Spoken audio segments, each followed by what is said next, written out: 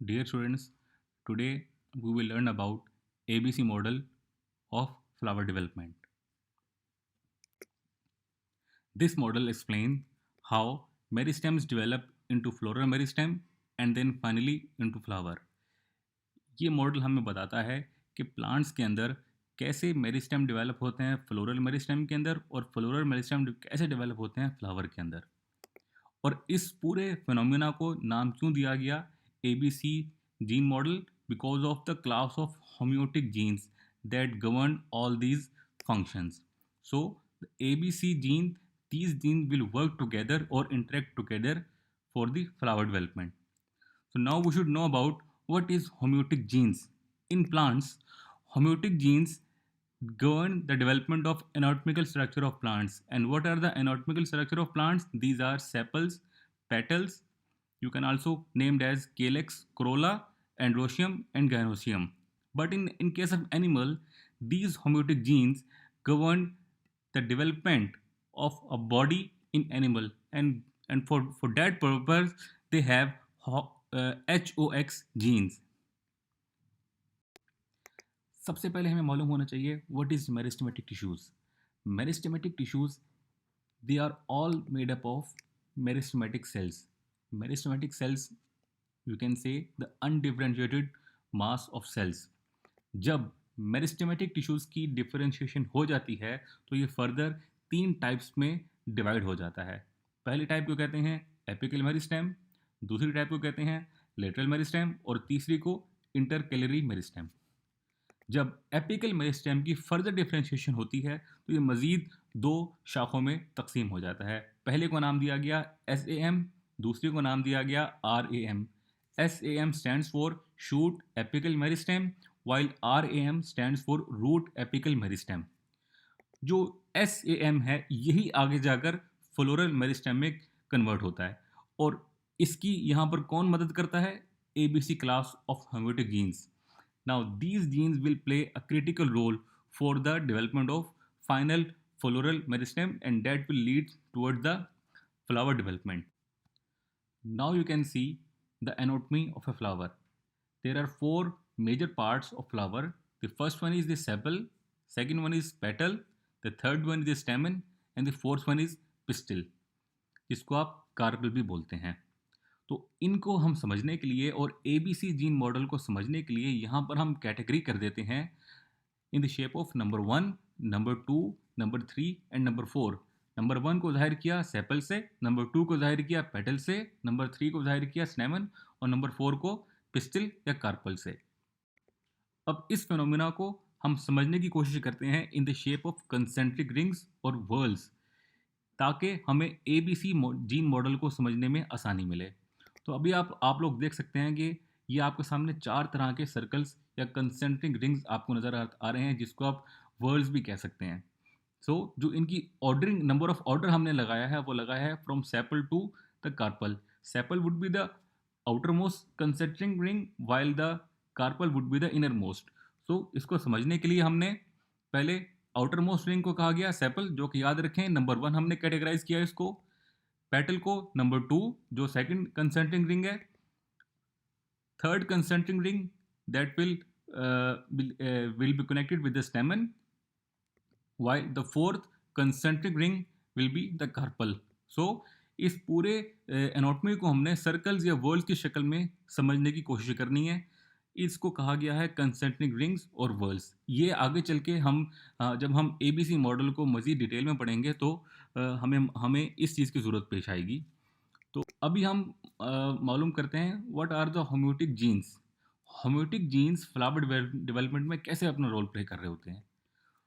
Homeotic jeans की 3 classes होती हैं, A क्लास, B क्लास और C क्लास. A क्लास की आगे फर्दर 2 टाइप्स के जीन मौजूद होते हैं इसके अंदर. एक को नाम दिया गया AP1 और दूसरे को नाम दिया गया AP2. AP1 stands for apetala 1 while AP2 stands for apetala 2. B class gene के अंदर भी मजीद 2 जीन्स होते हैं जिनको नाम दिया गया AP3 which stands for epiteller 3 while the other genes are named as PI और pistillata. जो C क्लास जीन है वो एक ही तरह का जीन बनाएंगे जिनको नाम दिया गया एजी या अगेमस jeans. These genes, AP1, AP2, AP3, pistillata, and agamous genes, these genes can interact together and transform the shoot apical meristem into the floral meristem. अब हम इन्हीं जीन्स को थोड़ा मज़ीद डिटेल में पढ़ने की कोशिश करते हैं और समझने की कोशिश करते हैं कि ये मज़ीद स्पेसिफिक क्या काम कर रहे होते हैं। ए क्लास जीन जो होंगे ये सेपल और पेटल डेवलपमेंट में अपना रोल अदा करेंगे। इसी तरह जो बी क्लास जीन्स हैं ये भी पेटल और स्टेमन डेवलपमेंट में अपना रोल प्ले करेंगे। अब यहाँ पर आप लोगों ने देखा कि जो पेटल डेवलपमेंट है वो ए क्लास जीन भी परफॉर्म कर रहा है और जो बी क्लास जीन भी परफॉर्म कर रहा है। इसका मतलब ये कि दोनों जीन्स आपस में म्यूचुअल इंटरेक्शन के बाद पेटल डेवलपमेंट में अपना रोल प्ले कर रहे हैं। सी क्लास जीन जो कि कार्पल डेवलप करेगा और स्टेमन भी डेवलप करेगा। तो अभी आपने मजीद यहाँ पर देखा स्टेमन के लिए भी फिर मजीद दो जीन फैमिली का इंटरेक्शन होगा, जीन क्लासेस का इंटरेक्शन होगा, जस्ट लाइक बी क्लास और C class. These can work together और interact together for the development of stamen. Okay, अभी हम दोबारा इन कंसेंट्रिक रिंग्स को ही समझने की कोशिश करते हैं और हम यहाँ ये समझने की कोशिश करेंगे कि ये ए क्लास, बी क्लास और सी क्लास जीन्स कैसे कैसे अपना रोल अदा कर रहे होते हैं। तो पहला जो आउटर कंसेंट्रिक रिंग है या आउटर वर्ल्स इन प्लांट है वो ए क्लास जीन उसको गवर्न करेगा। मतलब ए क्लास जीन जैसा आप लोग यहाँ देख रहे होंगे A class gene and these gene will be use to develop the sepals और ये आपको ग्रीन कलर में नज़र आ रहा होगा सेपल। इसी तरह जब ए प्लस बी इनका इंटरेक्शन होगा तो बनेगा पेटल, जो आप ऑरेंज कलर की शक्ल में देख सकते हैं कि जो कंसेंट्रिक रिंग है, सेकंड कंसेंट्रिक रिंग है, ये ए प्लस बी के इंटरेक्शन से पेटल बनाने के अमल को सपोर्ट कर रहा है। इसी तरह जो थर्ड कंसेंट्रिक रिंग है जो कि ब्लू कलर में आप लोग देख रहे हैं इधर, ये B plus C concentric ring, that interaction of genes will find its way for the development of stamen, while the fourth concentric ring that is the carpel, ये कार्पल या पिस्टल बनाने के अमल को सपोर्ट करता है। तो ये पिक्चर क्लियर कट आपको बता रहा होगा कि कैसे ए क्लास, बी क्लास और सी क्लास जीन आपस में इंटरेक्ट कर कर सेपल, पेटल, स्टेमन और कार्पल बनाएंगे। अब इसी पिक्चर को हम मज़ीद एलेबोरेट करते हैं ताकि हमें सेपल्स, पेटल, स्टेमन, कार्पल और ए क्लास, बी क्लास, सी क्लास जीन्स के फंक्शन को समझने में आसानी मिले।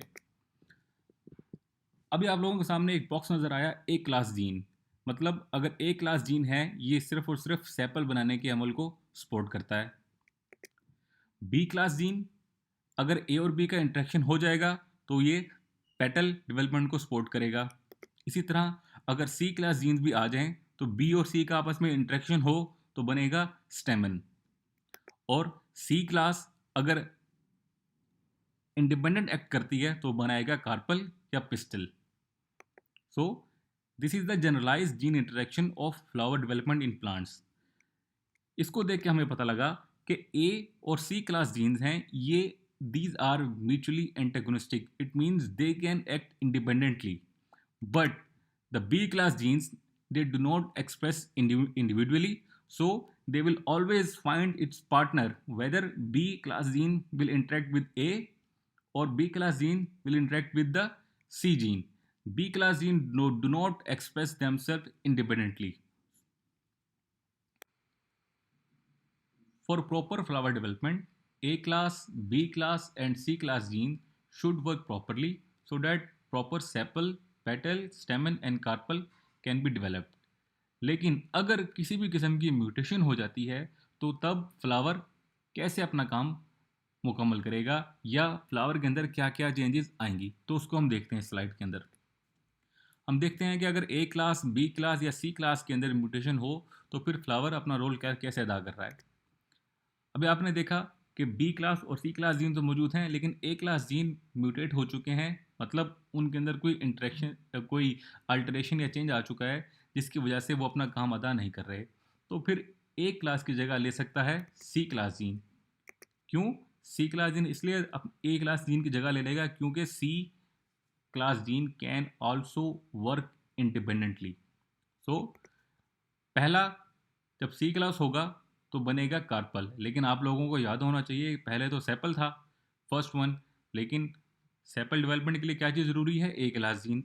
ए क्लास जीन तो म्यूटेट हो चुकी है, उसकी जगह ले ली सी क्लास जीन ने, तो इसके नतीजे में फिर कार्पल बनेगा। अगर बी और सी का आपस में इंटरेक्शन हो तो स्टेमन बनेगा, फिर मजीद बी और सी का इंटरेक्शन हो रहा है तो स्टेमन बन रहा है, और अगर सी इंडिपेंडेंटली अपना रोल अदा कर रहा है तो फिर उसके नतीजे में बनेगा कार्पल। तो आपने देखा कि ए क्लास की गैर मौजूदगी के अंदर सिर्फ कार्पल और स्टेमन बन रहे हैं। इसी तरह अगर हम देखें सी क्लास के अंदर म्यूटेशन हो जाती है तो ए और बी तो मौजूद होंगे, तो इस केस के अंदर सी क्लास की जगह लेगा ए क्लास। क्यों? क्योंकि ए class these genes can also work as independently.